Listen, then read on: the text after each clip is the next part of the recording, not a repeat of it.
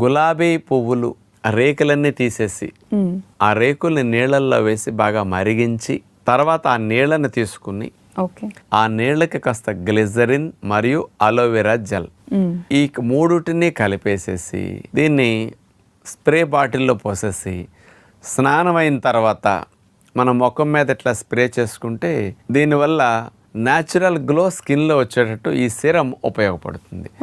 రెగ్యులర్గా వాడినా దీనివల్ల ఏ విధమైన హాని ఉండదు.